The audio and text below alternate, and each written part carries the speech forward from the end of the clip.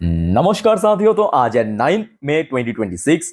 दोस्तों, last day बाजार में जो कुछ भी हुआ उसको प्लीज भूल जाइए फिलहाल के लिए, क्योंकि अभी हर एक घंटे पे कुछ ना कुछ डेवलपमेंट हो रहा है जियोपॉलिटिक्स में और उस हिसाब से मार्केट रिकवर कर रहा है। ठीक है, जैसे कि कल रात पे भी हमने देखा था। आपके यूएस मार्केट की बात करें, एक तरफ डॉ जोन्स जब ओपनिंग हुआ था उस टाइम पे पॉजिटिव में चल रहा था। सडनली कुछ ऐसे खबर आया, एकदम से डिक्लाइन, फिर एकदम से नेगेटिव में पहुंचा, बट क्लोजिंग दिया फ्लैट, मतलब एटलीस्ट जो गिरावट हुआ था वो रिकवर कर गया। दूसरी तरफ नैस्डैक की बात करें, ये अलग ही मूड में है। नैस्डैक कंपोजिट कल रात में अपना लाइफ टाइम हाई पे पहुंचा, ना केवल पहुंचा, उस लेवल पे क्लोजिंग भी दे दिया। और जिस वजह से जो कल रात की मैं 10:30 की वीडियो में जब मैं रिकॉर्ड करा था, आई होप कि आप लोगों ने देखा होगा उस टाइम पे, तब गिफ्ट निफ्टी की पोजीशन था थोड़ा नीचे। याद है आपको, थोड़ा बहुत नीचे था, 24,200 के नीचे चल रहा था। अब क्लोजिंग कहां पे दिया देखिए, कल रात में एक्सजीएक्स निफ्टी या गिफ्ट निफ्टी की क्लोजिंग हुआ 24,280 पॉइंट पे। मतलब लास्ट डे जहां पे इंडियन मार्केट क्लोजिंग हुआ उससे काफी ऊपर लेवल पे। तो कितना मतलब फ्रीक्वेंटली मार्केट चेंज हो रहा है, आप समझ पा रहे हो। क्रूड ऑयल को आप देखिए ना, क्रूड ऑयल कल सुबह से इस लेवल के आसपास था, फिर हमने देखा वो न्यूज बाहर आया कि ईरान की कुछ ऐसे टैंकर्स पे या कहीं पे यूएस ने फायर कर दिया और 10 लोग घायल हो गया, जो आपको मैं कल रात की 12 बजे की वीडियो में जानकारी दे चुका हूं। उसके बाद एकदम से स्पाइक किया, फिर ऐसे कुछ खबर आया कि एकदम से ऑयल डिक्लाइन हो गया और कल रात में क्लोजिंग दे दिया $100 पर बैरल पे। और देखिए ऑयल प्राइस एकदम से ड्रॉप हुआ, गोल्ड एंड सिल्वर की प्राइस अगेन बढ़ गया। देखिए गोल्ड की प्राइस 0.42% ऊपर चल रहा है, मतलब कल रात में क्लोजिंग दिया। और दूसरी तरफ सिल्वर की बात करें, वो भी $80 पर आउंस की ऊपर ही क्लोजिंग दिया, मतलब इसमें ड्रॉप नहीं हुआ बिल्कुल भी। अच्छा, एक और फैक्टर क्या है कि इंडियन करेंसी की वैल्यूएशन भी उसके साथ साथ रिएक्ट कर रहा है। आप ध्यान से देखना, ये लास्ट पांच ट्रेडिंग सेशन की चार्ट है। कभी ऊपर जा रहा है, कभी नीचे जा रहा है, कभी ऊपर जा रहा है, कभी नीचे जा रहा है, बट हाँ एक पर्टिकुलर लेवल के आसपास कहीं ना कहीं पिछले कुछ दिनों से इंडियन करेंसी भी काफी स्टेबल नजर आ रहा है। अब देखिए इसके पीछे ना बहुत सारे जियोपॉलिटिकल फैक्टर है, जो कि कल मिडनाइट से लेके आज दोपहर तक हुआ है। एक एक करके शेयर करता हूं, बट उसके पहले दोस्तों प्लीज आप लोग मेक श्योर कीजिए आपने ऑलरेडी इस चैनल को सब्सक्राइब करके रखा। अगर आपने अभी तक नहीं किया, देर क्यों करो, फटाफट कर लीजिए दोस्तों, इस प्रकार की जानकारी हमेशा पाने के लिए। और देखिए परसों तो मार्केट ओपन हो रहा है, तो कल यानी संडे के दिन मैं आपको अगले हफ्ते मार्केट के बारे में सारे जानकारी दे दूंगा। कौन कौन सी इवेंट है, कौन कौन सी इकोनॉमिकल डेटा आउट होगा, कौन कौन सी कंपनी अपना रिजल्ट देगा, स्टॉक्स कौन कौन सी इंपॉर्टेंट है अगले हफ्ते के लिए, या जियो पॉलिटिक्स में जितने भी जानकारी है शेयर मार्केट से सब दे दूंगा। ठीक है, सिर्फ आप चैनल को यहाँ पे सब्सक्राइब कीजिए और फॉलो करते जाइए हर एक वीडियो को। अच्छा दोस्तों, हम लोग थोड़ा सा पीछे से शुरुआत करेंगे। पीछे से मतलब हो सकता है, आई होप कि आप लोगों ने कल रात की 12 बजे की वीडियो देखा। नहीं देखा तो कोई दिक्कत नहीं है, मैं आपको शॉर्ट में बता देता हूं कल रात की 12 बजे की वीडियो की जो मेन कॉन्टेक्स्ट था। ठीक है, हमने देखा था यूएस ने जिस पोर्शन पे ब्लॉकेट किया था, याद होगा आपको, क्योंकि स्टेट ऑफ हॉर्मुज पे अभी दो पार्टी ब्लॉकेज करके रखा है, एक ईरान अपनी तरफ से, यूएस अपनी तरफ से। ठीक है, सडनली एक खबर मिला था कि ईरान की एक ऑयल शिप जो है ना, वो यूएस की ब्लॉकेट के नजदीक पहुंच गया। यूएस ने उसके ऊपर फायरिंग किया और ईरान की लगभग 10 लोग घायल हुआ। ये ऑलरेडी आपको मैं दे चुका हूं, कल रात से यही चल रहा था। उसके साथ साथ एक और खबर के लिए हम लोग काफी वेट कर रहे हैं, पूरे दुनिया वेट कर रहा है कि यूएस ने जो फ्रेश प्रपोजल भेजा है 14 पॉइंट की, उसका रिप्लाई क्या दिया ईरान ने। क्योंकि इस बार डिफरेंट क्या था कि ईरान ने डायरेक्टली उसको रिजेक्ट नहीं किया, बट एक्सेप्ट भी नहीं किया। और मैं आपको कल रात में भी कह रहा था कि हो सकता है कि ईरान मतलब 100% एक्सेप्ट नहीं करेगा, बट कुछ उस पॉइंट में, क्योंकि 14 पॉइंट की एक यहाँ पे रिपोर्ट दिया था, मतलब उसको एग्रीमेंट के लिए, तो उसमें कुछ मॉडिफिकेशन करने के बाद हो सकता है कि ईरान वहां पे रिस्पॉन्स कर सकता है।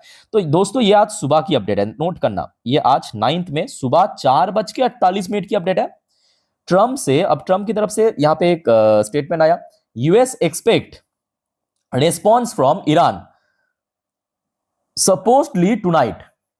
तो ट्रम्प ने कहा कि आज रात को, मतलब यूएस की लोकल टाइम के हिसाब से आज रात को ईरान की तरफ से आ सकता है रेस्पॉन्स।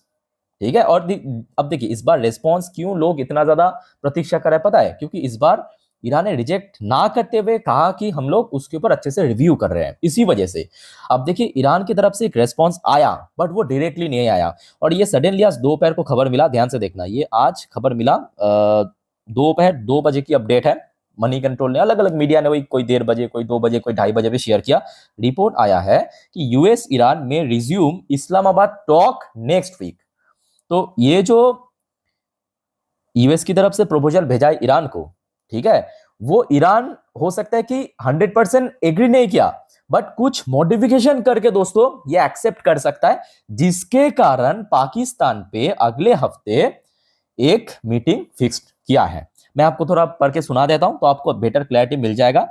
अच्छा, तो यहाँ पे देखिए थोड़ा बोरिंग लग सकता है बट स्टिल आर्टिकल्स के बाद आर्टिकल्स में आपको अल्टीमेटली जो जानकारी मिलेगा। देखिए, the United States and Iran could resume negotiation as early as next week in Islamabad according to report. ये कहां से आया? देखिए, ये रिपोर्ट आया है द वॉल स्ट्रीट जर्नल। ये कोई मतलब आम मीडिया नहीं या थर्ड पार्टी नहीं, यूएस की जो टॉप मीडिया हाउस है द वॉल स्ट्रीट जर्नल, उनके तरफ से कहा गया ऑफिशियली, ठीक है, कि अगले हफ्ते इस्लामाबाद पे मतलब पाकिस्तान पे यूएस और ईरान के बीच मीटिंग मतलब नेगोशिएशन के कारण यहाँ पे मीटिंग फिक्स्ड हो सकता है।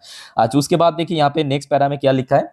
The report said both side are working through mediator on a one page 14 point memorandum of understanding मतलब एमओयू, मतलब बेसिकली उसको एग्रीमेंट कहते हैं, aimed at setting the framework for a month long negotiation process to end the ongoing conflict. जो अभी आपको मैं कह रहा था, इवन कल रात की 12 बजे की वीडियो पे भी आपको कह रहा था कि देखिए इस बार ईरान इस चीज को एक्सेप्ट करने का मोस्टली चांस है। मोस्टली चांस क्यों है? क्योंकि ईरान टोटली एक चेकमेट पोजीशन पे पहुंच चुका है। चेकमेट मतलब देखिए ईरान आज ना फायरिंग कर पा रहा है यूएस के ऊपर, यूएस की ब्लॉकेड के ऊपर, यूएस की वॉरशिप के ऊपर, ना ईरान कह सकते हो कि अपने सप्लाई चेन को बचा पा रहा है, या अपने देश में जो महंगाई है, इकोनॉमी कोलैप्स कर रहा है दिन पर दिन, मतलब एक दिन अगर बीत रहा है ना, वो ईरान की जो इकोनॉमी है उसको और ज्यादा खत्म कर रहा है अंदर ही अंदर। ये आपको पता नहीं चलेगा यहाँ पे भारत में बैठ के, बट वो ईरान के लोगों को पता चलेगा। क्यों पता है?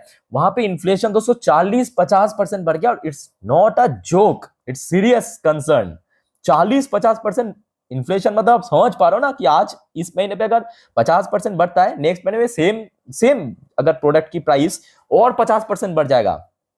तो जिस वजह से ईरान यहाँ पे शायद कुछ यहाँ पे जो यूएस की तरफ से प्रपोजल भेजा है उसको थोड़ा मॉडिफाई करते हुए उसको एक्सेप्ट कर सकते हैं। इसका चांस 100% है, और ये मैं कहूंगा मार्केट के लिए भी एक बहुत पॉजिटिव संकेत है। मार्केट के लिए भी एक पॉजिटिव संकेत है।